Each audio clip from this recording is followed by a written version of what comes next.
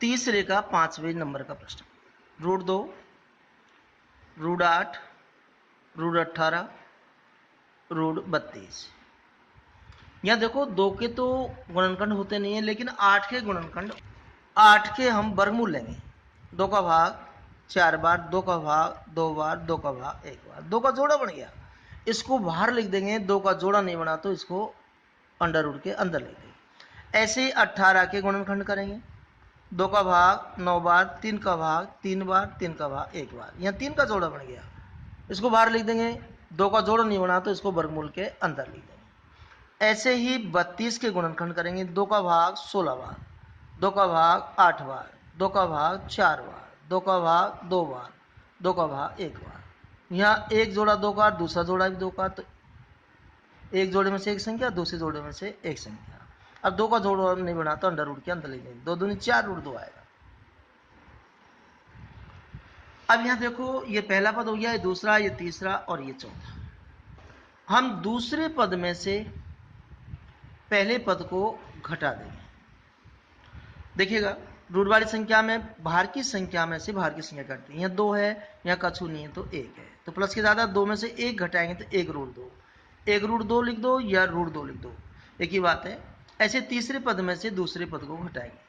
3 root 2 minus 2 root 2, यहाँ 3 में से 2 घटाएंगे तो 1 रूट 2 आएगा। ऐसे ही 4 रूट 2 माइनस 3 रूट 2, 4 में से 3 घटाए तो 1 रूट 2। यहाँ अंतर सब में समान है, अतः यह समांतर श्रेणी है। अतः यह समांतर श्रेणी है, और समांतर श्रेणी में हम सार्वंतर बताएंगे, क्योंकि सार्वंतर समान है। यहाँ सार्वंतर रूट 2 है। अब इसमें कह रहा है आगे के 4 पद भी बताइए। तो देखिए, यहाँ पहला पद, दूसरा पद, तीसरा पद, चौथा पद, हम 5वां पद याद करेंगे, छठा पद याद करेंगे, 7वां पद याद करेंगे और 8वां पद याद करेंगे। अब देखो, यहां चौथा पद को लिखेंगे। चौथे पद में सार्व अंतर को जोड़ देंगे। रूट में समान संख्या है इसलिए जुड़ जाएगी। 4 और 1 5 रूट 2।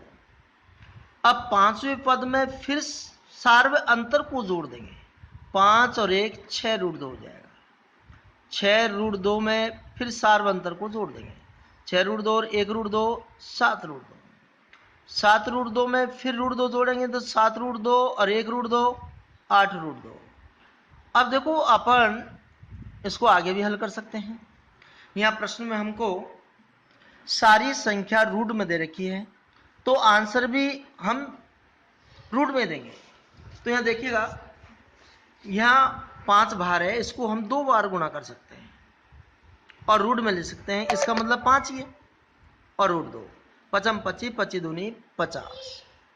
अब 6 को हम 2 बार रूट में ले सकते हैं। 6 इंटू 6 की 36 दूनी 72 आ गया, रूट 72। ऐसे ही 7 को हम 2 बार रूट में लिख देंगे तो इसका मतलब 7 ही है। 7 49, 49 को 2 से गुणा किया 98 आएगा। ऐसे 8 रूट 2 को रूट 8 गुणा रूट 8 लिख सकते हैं और रूट 2 दे रखा है। 8 गुणा 8 करेंगे 64, 64 दूनी 128। अब देखिएगा,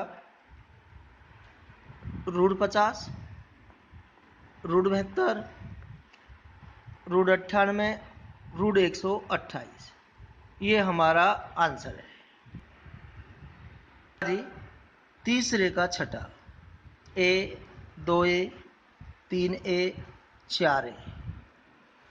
हम दूसरे पद में से पहले पद को घटाएंगे। 2a में से 1a घटाएंगे तो a क्या आएगा।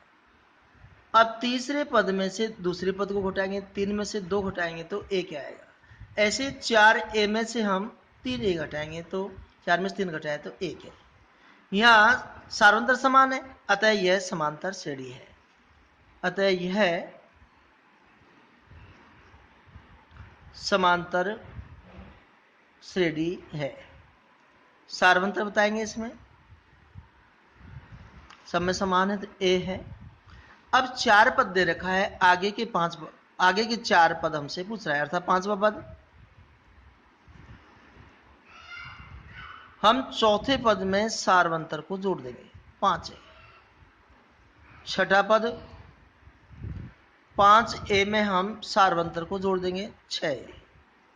7वां पद 6A में हम सार्वंतर को जोड़ देंगे, 7। 8वां पद, अब 7वें पद में फिर सार्वंतर को जोड़ देंगे तो 7 और 1 है 8 है। इस तरह से 5वां पद 5 है, छठा पद 6 है, 7वां पद 7 है और 8वां पद 8 है। ये हमारा आंसर है।